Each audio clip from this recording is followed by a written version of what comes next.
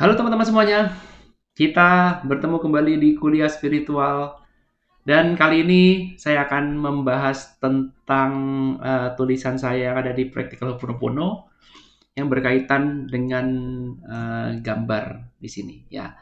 Jadi sampai jam sekarang tulisan ini lumayan sudah mendapatkan 92 like. Thank you bagi teman-teman yang udah nge-like.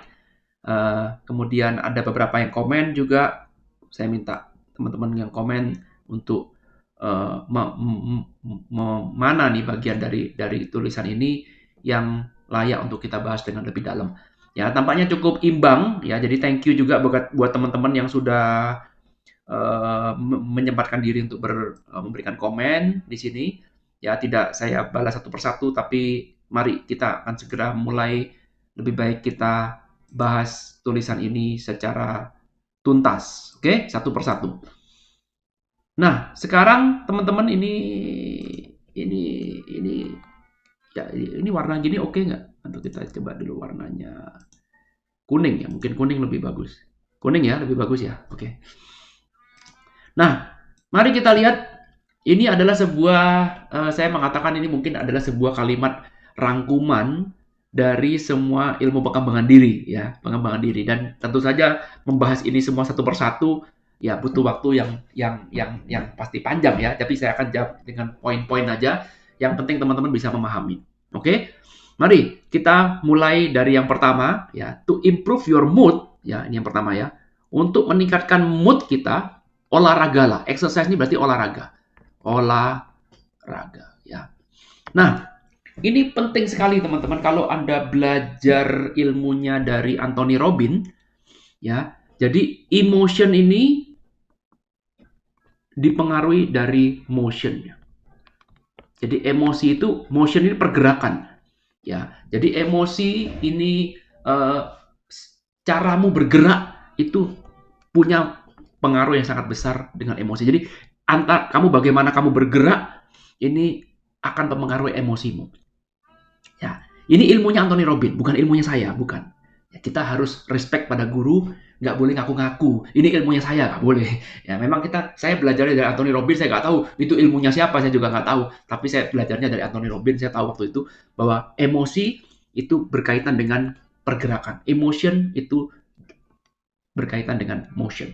Nah, artinya ada saling keterkaitan antara emosi dan bagaimana Anda bergerak. Contoh sederhana. Misalkan ketika Anda sedang stres, depresi, ya sedang baru putus cinta nih, aduh, maka perhatikan bagaimana Anda bergerak. Males, ya mager namanya kan. Mager, males gerak katanya. Mager, males gerak. Orang yang apa ya, yang pikirnya ruwet, tidak selalu ya, tidak selalu, tapi biasanya orang yang pikirnya ruwet, sedang depresi, sedang banyak pikiran, banyak tekanan hidup, yang nggak tahu mau ngapain, pusing dengan pikirannya sendiri, kebanyakan mereka mager, malas gerak. Mau ngapa-ngapain nggak ada yang mau. Yuk pergi jalan, nggak mau. Yuk pergi keluar ke mall, mau. Males, males, ya males. Ya di mana malas. Udah nonton aja di rumah bengong aja. Ya nothing to do, cuma diem aja, rebahan aja misalkan. Maka dari sana tentu saja berpengaruh terhadap emosi. Kenapa dia malas bergerak? Karena emosinya tidak mendukung. Oke. Nah, emosi ini kadang-kadang mengendalikan emosi itu agak sulit kalau kita fokus pada emosinya, nomor satu dan nomor dua. Betul ya? Kalau kita fokus pada emosinya, kita mengubah dulu emosi kita supaya kita bergerak, sulit teman-teman. Agak sulit. Karena sekali lagi ini berkaitan satu sama lain ya. Siapa yang mau memotori dulu, it doesn't matter. Nggak penting. Kamu mau mulai dari emosi dulu boleh. Mau mulai dari motion dulu boleh. Jadi istilahnya manapun dari satu dan dua ini yang bergerak duluan, maka itulah yang nantinya akan mengakibatkan yang lain akan ngikut. Jadi kalau dua gerak duluan, maka emosinya akan ngikut. Kalau satu gerak duluan, maka motionnya akan ikut. Otomatis. Ya. Nah, karena itu cara yang paling gampang untuk mengubah emosi yang sedang galau, sedang kacau balau, bagaimana? Bergeraklah. Ya. Exercise itu adalah olahraga, betul? Olahraga itu berarti bergerak. Apa bisa Anda olahraga tapi cuman rebahan ya? Ya, nggak bisa olahraga, bergeraklah. Ya, kalau misalkan sekarang Anda sedang suntuk, banyak pikiran, ya nggak tahu mau ngapain, pikiran begini. Semakin Anda diam, perhatikan ya, semakin Anda diam, semakin Anda tidak mau bergerak, maka apa yang terjadi? Emosinya akan menyesuaikan. Ya, coba perhatikan. Apa yang terjadi kalau kita sedang suntuk pikirannya, sedang nggak mood apa-apain, sedang sumpek, maka kita jadi malas bergerak. Bagaimana caranya menyelesaikan kesumpekan itu? Bergeraklah, keluar dari zona nyaman, keluar dari rumah, jalan kaki. Ya, makanya kalau Anda ikut kelas motivasi, jalan kaki. Kalau Anda ikut kelasnya Joe Dispenza, disuruh meditasi berjalan. Ya, jadi meditasi nggak cuma diam duduk di rumah, enggak. Kadang-kadang ada meditasi berjalan. Berjalanlah, kita menyadari langkah. Tapi dengan Anda bergerak, poinnya, maka emosi akan berubah. Ya, bahkan Anthony Robbins juga menyarankan kalau kamu sedang suntuk dengan dirimu sendiri, coba jalan 1 komplek, 2 komplek, 3 komplek, puterin aja. Jalan sendirian, fokus cara berjalan. Dengan kamu bergerak, kena sinar matahari, keluar, kamu menghirup udara di luar, maka emosinya pun juga akan berubah. Ubah cara bergerakmu. Coba ya, kalau ditanya ikut seminar Anthony Robbins itu begini nih. Ya disuruh mempelajari namanya body language. Ya, karena body language itu berpengaruh terhadap emosi. Coba bayangkan bagaimana kalau Anda itu sekarang saat ini sukses. Saat ini Anda menjadi orang yang sukses. Saat ini Anda mencapai apa yang Anda inginkan. Apa yang Anda cita-citakan. Semuanya tercapai hari ini. Pertanyaannya, bagaimana cara Anda berjalan? Bagaimana bahasa tubuh Anda? Bagaimana posisi leher Anda? Bagaimana mata Anda? Bagaimana pundak Anda? Bagaimana Anda berjalan? Bagaimana posisi dadanya? Ditegakkan apa membungkuk? Ya. Bagaimana langkahnya? Baju apa yang akan kamu pakai? Ya kan? Ya, jadi semua itu kita mainkan betul-betul, maka apa yang terjadi? Satu pergerakan yang A, maka satu paket dengan emosi A. Sorry. Nggak bisa A ini keluarnya B. Nggak bisa. A identik dengan A. B keluarnya dengan B. Jadi dengan mengubah bergerak aja Anda rubah, maka emosinya pun juga akan berubah. Kalau emosinya berubah, maka mainnya pun juga akan otomatis ikut berubah. Ya kalau main berubah, maka otomatis cara kita mengambil actionnya pun juga akan ikut berubah. Kalau actionnya berubah, maka nasib kita pun juga akan ikut berubah. Oke? Ya, karena itu kalau Anda ingin meningkatkan mood, ya Anda bergeraklah. Tapi kalau Anda mau belajar dengan lebih dalam lagi, tidak cuma bergerak, tapi bergeraklah kalau Anda berasa kalau hari ini sukses, bagaimana Anda bergeraknya. Oke? Lalu kemudian kalau Anda ingin berpikir, ya yang kedua ya, dengan lebih jernih, meditasilah. Jadi kalau Anda ingin berpikir dengan jernih, meditasilah. Nah, ini dia nih. Ini zonanya spiritual, meditasi ya. Nah, jadi kalau kita mau menerjemahkan yang nomor 2 ini, nomor 2 ya. Yang nomor 2 ini, kalau Anda ingin berpikir dengan jernih, meditasilah. Ibaratkan pikiran kita itu seperti air dengan pasir. Jadi kalau kita masukkan air, kita masukkan pasir, ya. Ini kita masukkan pasir. Lalu kemudian terjadilah larutan air dan kemudian larutan ini kita aduk, ya. Kita aduk, kita putar, ya. Sehingga apa yang terjadi? Ini akan terjadi campuran nih. Campuran. Sehingga Anda melihat air ini akan menjadi keruh, betul? Bercampur antara air dan pasir secara bersamaan. Lalu kemudian bagaimana caranya supaya kita menjernihkan air ini dengan cara didiamkan, betul? Ketika ini didiamkan, maka apa yang terjadi? Air ini akan terpisah dengan sendirinya, ini pasir akan di bawah, dan airnya akan di atas air. Secara otomatis. Ya, sehingga sekarang airnya akan berubah menjadi lebih jernih. Dengan cara didiamkan. Ini juga berlaku sama dengan pikiran kita. Ya, pikiran kita ketika kacau balau, ruwet seperti ini, mikir ini, mikir itu, khawatir ini, takut itu, bikin skenario A, skenario B, skenario C, kalau gini gimana, kalau gitu gimana, dramanya panjang lebar. Anda dengan kondisi pikiran yang kacau balau seperti itu, tidak akan bisa mengambil sebuah keputusan yang bijaksana, yang jernih, nggak bisa. Karena keputusan yang jernih, keputusan yang bijaksana itu bisa kita capai dengan pikiran yang jernih pula. Oke, bisa diikutin ya? Ya. Jadi karena itulah kita perlu untuk menjernihkan pikiran. Bagaimana cara menjernihkan pikiran? Kita dengan cara mendiamkan. Sama seperti pasir dan air tadi, kita diamkan aja. Ya, diam artinya kita menonaktifkan pikiran. Ya, jadi kalau sekarang kita masih terus mengaduk-aduk ini namanya nggak diam. Jadi kan kita meditasi, betul badannya diam, tapi kita terus ngasih atensi terus pada pikiran. Begitu pikiran bilang, bos ini begini bos, ini begini, Kita duduk diam, tapi kita aduk terus pikirannya. Karena pikiran ini sulit mau diam. Pikiran yang keruh ini sulit mau diam. Karena dia juga tidak akan tinggal diam. Karena dianggap sebagai satu hal yang urgent, satu hal yang bikin Anda harus Anda tangani saat ini juga. Sehingga nggak bisa diam. Nggak bisa relax. Jadi supaya Anda bisa diam, maka Anda harus relax, harus meditasi. Meditasi itu berarti Anda harus relax. Tenangkan pikiran. Tarik nafas. Pindahkan arah, pindahkan atensi Anda pada nafas. Betul. Misalkan itu salah satu cara ya. Pindahkan pada nafas, pindahkan Anda fokus pada denyut jantung. Anda rasakan tubuh Anda, pindahkan pada satu hal yang lain selain pikiran. Ya, jadi artinya berhenti mengaduk-aduk pikiran, maka apa yang terjadi? Pikiran akan jernih dengan sendirinya. Oke? Bisa dipahami?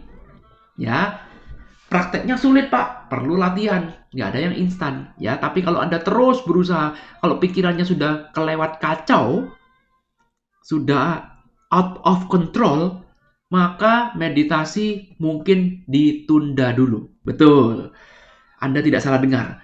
Kalau pikiran Anda terlalu berat, pikiran Anda terlalu kacau, tidak bisa Anda kontrol itu, maka solusi saya adalah segera pergi ke psikolog atau pergi ke psikiater. Oke, urusi itu dulu. Ingat, spiritual tidak melawan psikolog atau psikiater atau dokter. Enggak. Kalau pikiran Anda terlalu kacau, terlalu parah, jangan dipaksa. Semakin Anda dipaksa, Anda makin edan, makin gila. Ya, banyak sekali orang yang mencoba untuk meditasi, pikirannya out of controlnya berlebihan. Nggak punya kontrol apapun, Anda juga nggak cukup ilmu. Ya, memaksakan meditasi membuat Anda menjadi semakin stres. Ya, jadi kita lihat, pastikan pikiran ini mau diajak kerjasama dulu. Kalau terlalu kuat, konsultasikanlah pada psikolog, konsultasikanlah pada psikiater. Ya, minum obat, it's okay. Minum obat, tapi kemudian Anda jangan tergantung dengan obat itu. Begitu pikiran Anda sudah mulai tenang, coba masuklah ke dunia meditasi. Coba kembali ambil kontrol dalam pikiran itu. Coba kembali lagi lepas dari identitas pikiran. Ya, karena itu pikiran ini seperti sebuah tools. Kalau Anda bisa mengoperasikan dengan benar, kita bisa menghasilkan satu hal yang luar biasa. Kita nggak mungkin hidup tanpa pikiran, nggak mungkin. Ya, tapi kalau sekarang pikiran sedang kacau balau, Anda harus tahu caranya. Sama seperti pikiran ini, sama seperti hewan piaraan kita. Kalau kamu nggak tahu ilmunya, kamu nggak tahu caranya untuk mendidik hewan peliharaan, maka hewan peliharaanmu akan menjadi bencana bagimu. Ya, tapi kalau kamu tahu cara mendidiknya, kamu tahu ilmunya, maka hewan peliharaan akan jadi teman sejatimu. Sama juga dengan pikiran. Pak, bagaimana caranya mendidik pikiran? Panjang ceritanya. Ikut kelas saya nanti bulan Desember ya. Kelas saya bulan Desember nanti tanggal 9 itu adalah rangkuman dari apa yang sudah saya pelajarin selama 1 tahun ini. Ya, jadi saya yakin materinya akan sangat padat ya. Anda akan mendapatkan banyak hal. Saya pun juga sudah tidak sabar untuk segera men-sharingkan dengan Anda semua. Ya, informasinya ada di kolom deskripsi. Nanti kita akan belajar banyak sekali tentang ilmu pikiran ya. Oke, kita lihat yang nomor 3 ya. Kita sekarang ke yang nomor 3. Kita lihat 1, 2, 3. Yang nomor 3 adalah to understand the word read. Ya, kalau Anda ingin mempelajarin atau memahami tentang dunia, bacalah. Ya, dengan word jadi artinya ini dunia materi ya. Bacalah, Anda akan mengerti, oh seperti ini, seperti itu. Sama juga kita nanti di kelas juga akan belajar tentang pola semesta. Ya sama, ternyata di dunia ini ada polanya, betul? Tidak sembarangan. Semuanya ada polanya yang terstruktur. Sama juga kalau Anda lihat, satu hari ada 24 jam. Kok bisa tepat di satu hari 24 jam terus? Oh berarti ada polanya. Ya, di Amerika ada 4 musim, di Indonesia ada 2 musim, musim panas, musim hujan. Di Amerika ada 4 musim, musim panas, musim dingin, musim semi, musim gugur, musim musim dingin, musim semi, musim panas, musim gugur, balik lagi ke musim dingin. Pertanyaan sederhana, kok bisa tepat ya?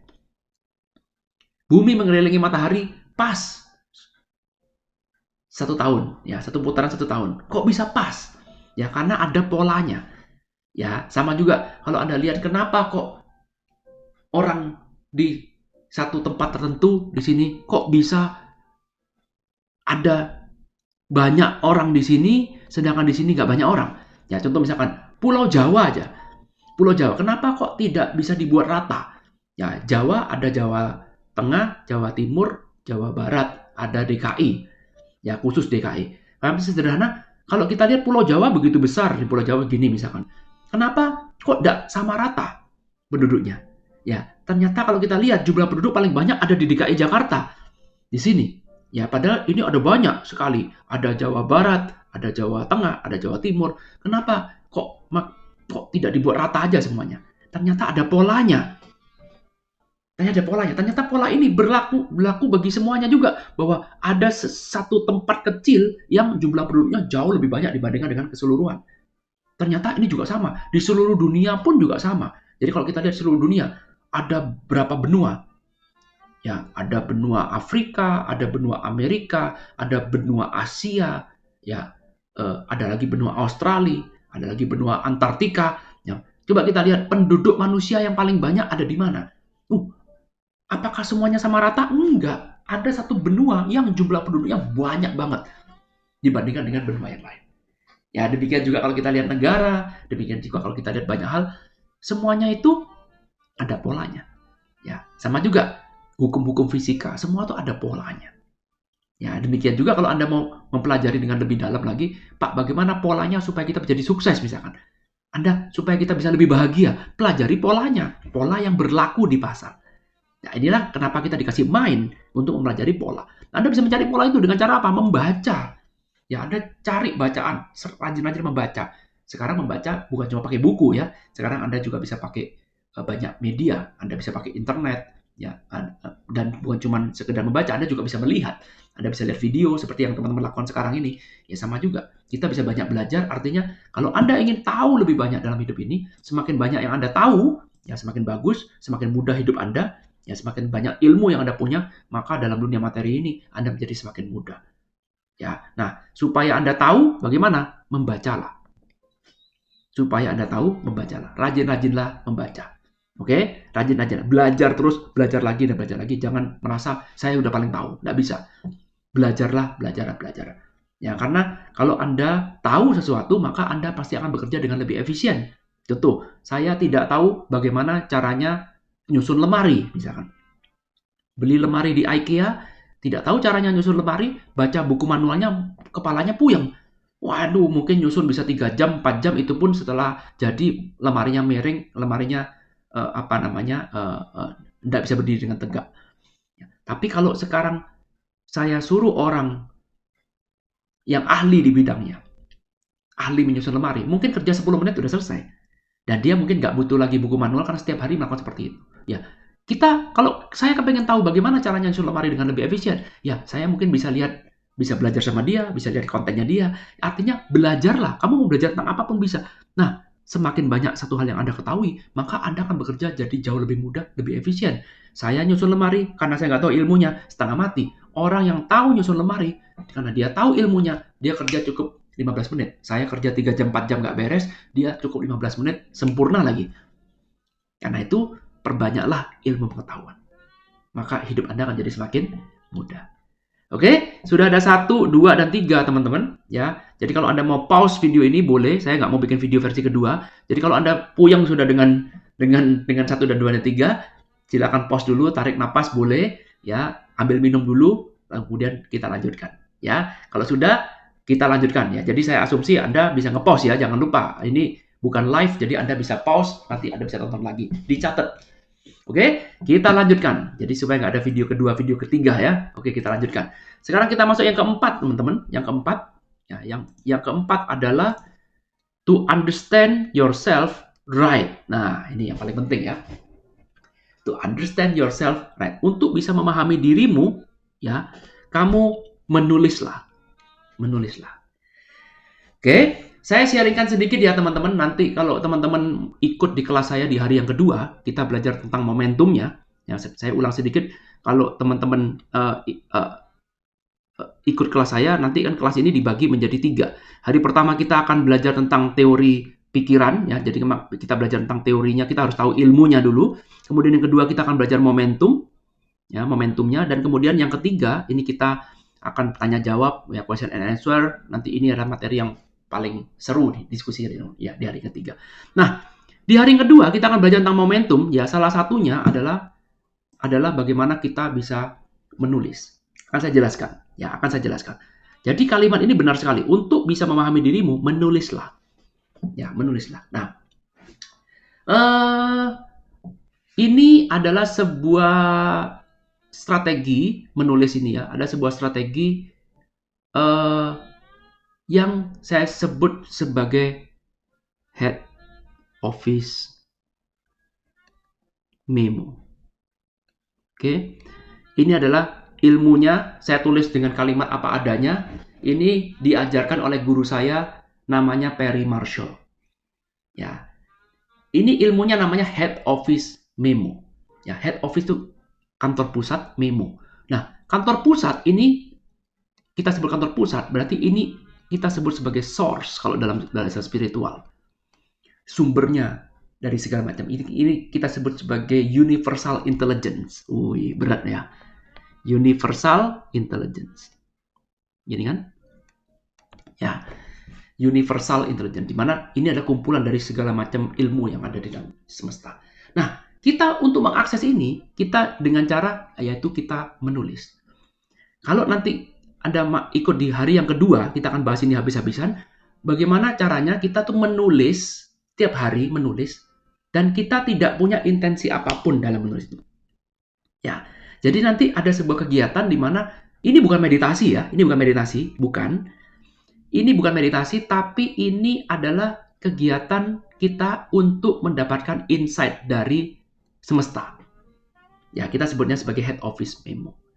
Jadi, Anda luangkan waktu satu hari, misalkan 10 menit, misalkan, ya, atau berapa aja, terserah, Anda boleh bebas-bebas aja. Luangkan waktu setiap hari 10 menit, lalu kemudian sediakan satu buku. Terserah mau buku bergaris, buku kosong, buku gambar, ya terserah lah ya, bebas, sama alat tulis. Ya, buku ini kita selalu bawa, dan kemudian di start pertama, 10 menit ini, kita meniatkan diri untuk menulis apapun yang muncul dari pikiran. Kita meniatkan diri menulis apapun yang muncul dari pikiran. Ya, entah di awal, entah itu penting nggak penting, berhubungan nggak berhubungan, receh nggak receh, kita tulis apa adanya. Ya, jadi niatnya kita adalah mencari informasi dari apapun dari pikiran. Ya, di awal tentu saja kita bisa nyeleneh ke sana kemari, nggak apa-apa, tulis saja. Jadi ini adalah sebuah penyaluran dari unek-unek yang ada di dalam pikiran. Jadi ibaratnya nih pikiran nih kita kasih panggung, betul? Pikiran kita kasih panggung, kita perhatikan, kita jadi wartawan dari pikiran kita sendiri, kita tulis apapun yang pikiran muncul. Ya, kita tulis. Nah, nanti Anda akan mengumpulkan hari ini nulis apa aja, ya. Pokoknya TED ya. Selesai 10 menit, TED selesai, udah. Jangan ditambahin, jangan dikurangi, udah.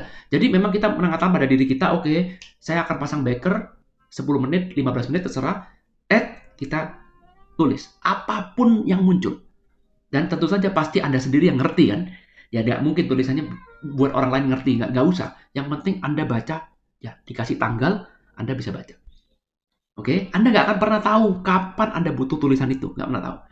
Ya, dikumpulkan setiap hari seperti ini, satu hari 10 menit, setelah 10 menit selesai nggak selesai, udah kayak ujian, udah tutup, besok kita sambung lagi. Terus seperti itu, Anda tiap hari melakukan seperti ini. Ya, bayangkan kalau Anda tiap hari melakukan seperti ini selama 1 bulan, selama 1 tahun, maka Anda akan punya buku. Anda akan punya sebuah buku. Kumpulan dari semua pemikiran Anda. Ya, sekali lagi ya, cara penulisannya bebas, tulisannya mau jelek, mau jungkir balik, mau pakai Mandarin, mau pakai Honocoroko, mau pakai apa, terserah, bebas. Ini buku pribadimu, bebas. Ya, nah, nanti ketika Anda sedang suntuk nih, Anda nggak akan pernah tahu kapan, tapi kalau ketika Anda sedang suntuk, sedang nggak butuh, nggak tahu lagi mau berbuat apa, Anda tinggal membaca tulisan itu, Anda akan cari. Ketika Anda butuh ide, Anda akan tinggal cari. Mendadak karena ini tulisan Anda sendiri, mendadak Anda langsung ngelik. Ini tuh maksudnya. Ya, seringkali pada saat saya menuliskan ini, ya seringkali itu nggak sadar. Ya, pada misalkan saya nuliskan ini tanggal 8 Januari misalkan. Ya, saya pada saat nulis saya nggak tahu artinya apa. ternyata setelah saya baca kembali tanggal 28 November misalkan, saya baca lagi tulisannya di sini, baru mulai, oh iya ini tuh maksudnya. Ya, jadi ketika Anda sedang membutuh insight, nah itulah maksud dari kalau kamu ingin mengerti dirimu, bacalah tulisan itu lagi, maka kamu akan selangkah, 2 langkah, 5 langkah, 10 langkah lebih masuk ke dalam tubuhmu, lebih mengerti. Oh ini toh, oh ini toh, ya, oh ini toh. Anda akan terkejut ya. Ditambah lagi dengan kita melakukan head office memo ini, membuat meditasi kita jadi jauh lebih ringan. Kenapa? Karena pada saat kita meditasi, ingat ini bukan meditasi ya, head office memo bukan meditasi, bukan. Tapi pada saat kita meditasi, pikiran kita lebih bisa diatur dalam tanda kutip. Kenapa? Karena sudah kita kasih panggung. Seringkali pikiran itu akan marah seperti anak kecil karena kamu tidak pernah memperhatikan dia. Tapi begitu ini sudah dikasih penyaluran, sudah kita kasih panggung, ketika pikiran kita diajak meditasi, biasanya akan melunak. Minimal perlawanannya tidak segila kalau Anda tidak memberikan penyaluran. Ini rahasia terbesar.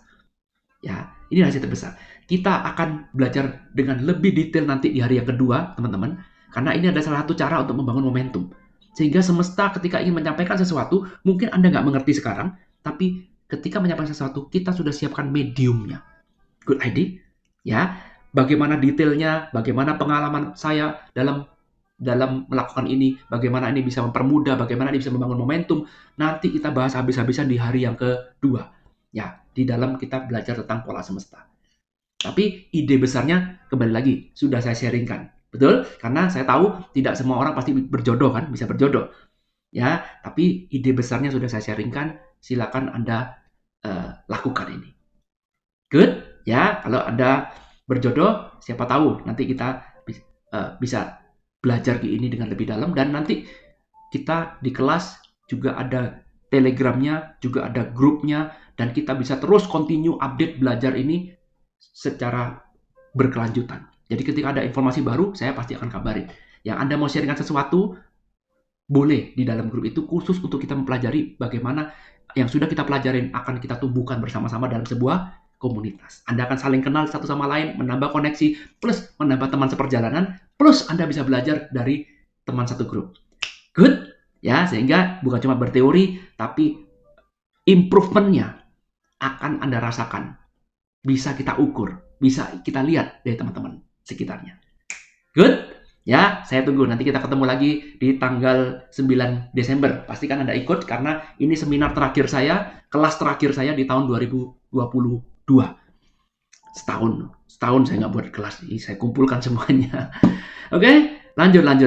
Ya, informasi ada di bawah. Lanjut. Sekarang kita yang ke nomor 4 di sini. Ini kita ke nomor 5. To help people, help yourself. Wah, ini bagus sekali. Ini saya sudah jelaskan berulang kali bahwa kalau kamu mau mencintai orang, nomor 1 cintai dirimu sendiri. Artinya gini, kamu harus buat dirimu abundance dulu. Kamu harus buat dirimu itu berlimpah dulu, barulah kamu bisa membantu orang lain. Ya, karena Buddha mengatakan hanya orang yang berlimpah yang bisa memberi. Saya ulang lagi, hanya orang berlimpah yang bisa memberi. Jadi, kalau kamu tidak berlimpah, maka semua pemberian kamu akan menjadi tidak pada tempatnya, tidak natural. Ya, jadi contoh misalkan saya sekarang sedang kekurangan, ya, tapi kemudian saya ngotot kepingin membantu orang lain misalkan dengan membantu dengan kekurangan saya, maka bisa dipastikan bantuan saya itu jadi tidak natural, benar nggak? Karena apa? Karena saya membantu dengan cara mengorbankan diri saya, saya kekurangan kok. Ya, karena itu kalau Anda ingin bantuan Anda atau apa yang Anda lakukan itu benar-benar natural, ya benar-benar sesuai dengan semestinya, maka pastikan diri Anda sudah abundance dulu. Sehingga ketika Anda sudah abundance, sudah natural, maka pemberian Anda pun akan menjadi natural secara otomatis. Contoh sangat sederhana.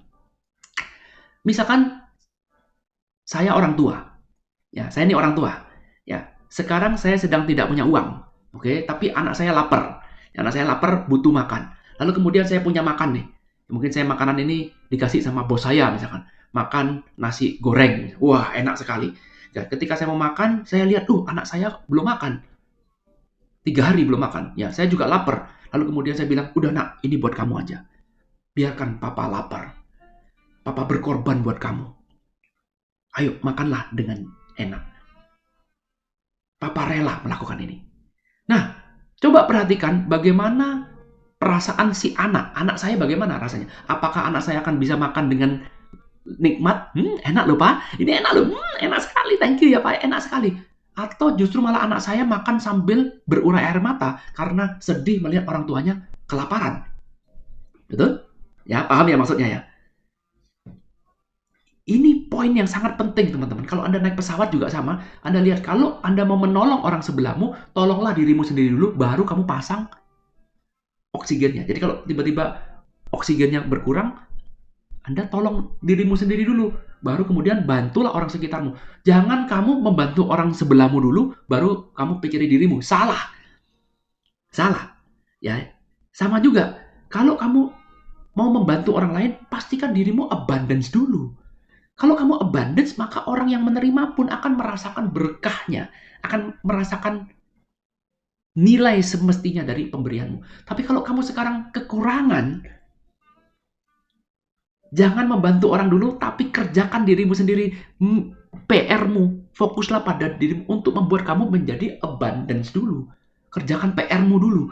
Buat dirimu menjadi abundance dulu, baru kemudian pikirkan orang lain. Bener kan? Yes, ini ekstrim betul ya. Kalau Anda berpikir seperti ini bisa, kalau gitu saya nggak usah mikir orang lain. No, bukan begitu. Jangan dianggap ekstrim. Tapi coba review ulang apa yang saya omongkan. Review ulang yang saya omongkan bahwa kalau kamu mau membantu orang, buatlah dirimu abundant dulu. Jangan sampai kamu membantu orang dengan kekuranganmu.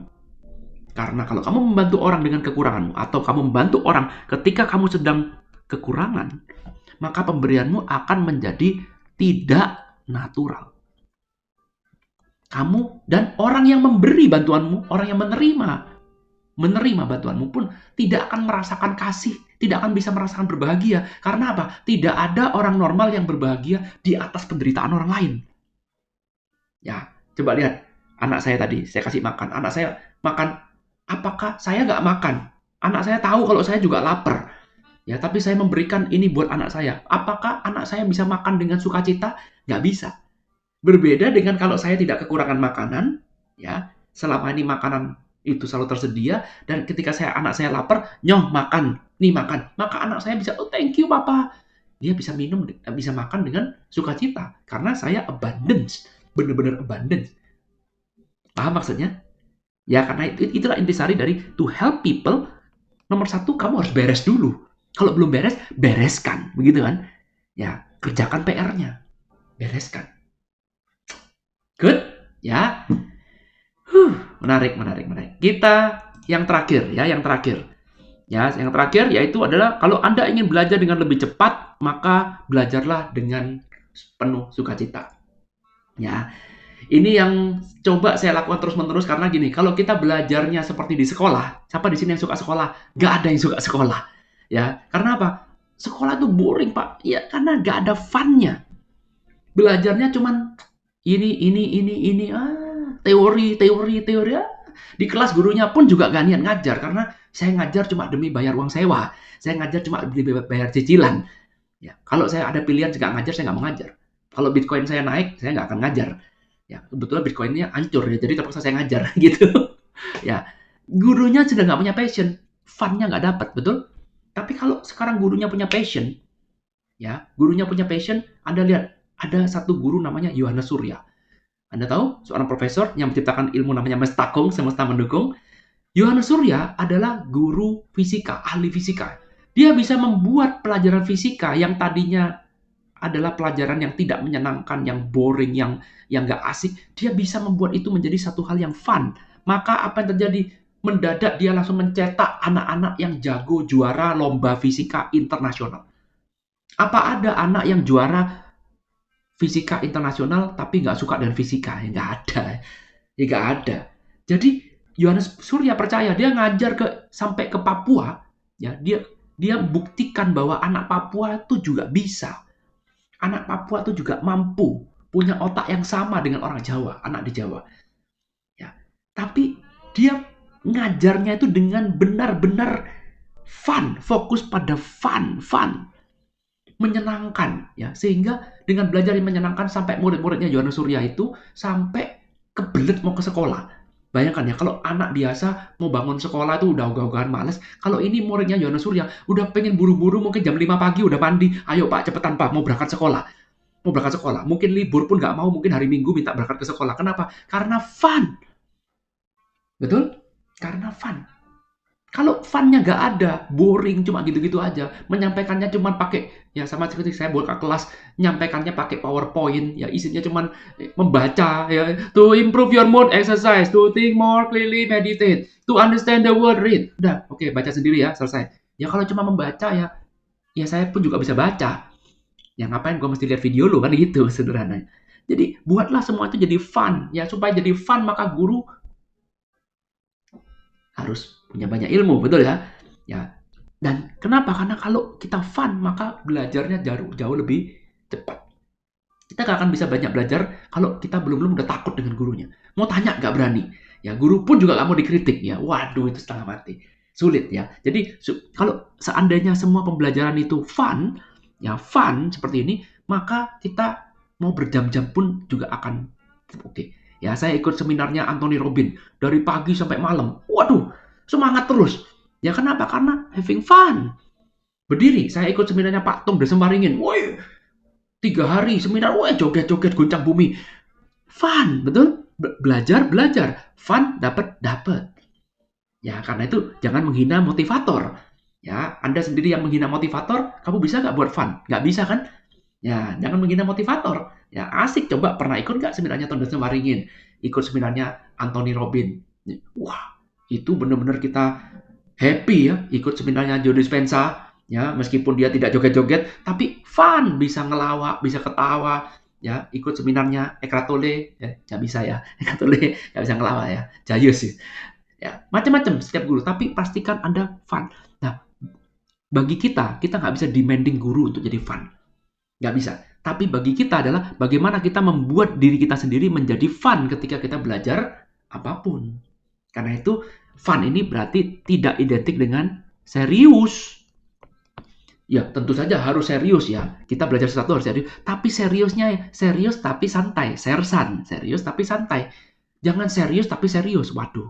Tetap serius, tetap perlu. Tapi serius tapi santai. Sama juga kita belajar piano, belajar alat musik. Kalau gurunya udah tua ya, kaku, nggak asik lagi. Wah, saya lihat guru anak saya belajar piano dulu di Surabaya. Ada mewarnainya, ada gambar-gambarnya, nggak melulu cuma piano, tapi itu bangkitkan fun-nya. Karena apa? Begitu fun ini didapatkan, maka kita bisa belajar jauh lebih cepat. Ya, pesan moralnya ada sama juga bagi kita. Saya juga harus berpikir bagaimana bisa mempelajari sesuatu dengan cara fun. Karena itulah rahasianya bagaimana kita bisa belajar dengan lebih cepat. Cari caranya bagaimana supaya bisa fun. Termasuk juga kelas saya nanti. Kita buat se-fun mungkin. Oke? Ngomong kelas lagi. Promosi terus ya. Kelas terakhir, teman-teman. Di tahun 2022. Semoga teman-teman bisa berjodoh dengan saya di kelas. Sampai ketemu nanti di kelas. Ini sudah saya jelaskan semuanya. Kalau ada pertanyaan, ada sesuatu, silakan. Ada mau dikomentar, di-sharingkan. Boleh komen-komen di bawah. Sudah 38 menit. Panjang banget ya. Sudah saya bahas semuanya satu persatu. Semoga bisa memberikan pencerahan bagi teman-teman semua. Thank you. I love you all. Bye.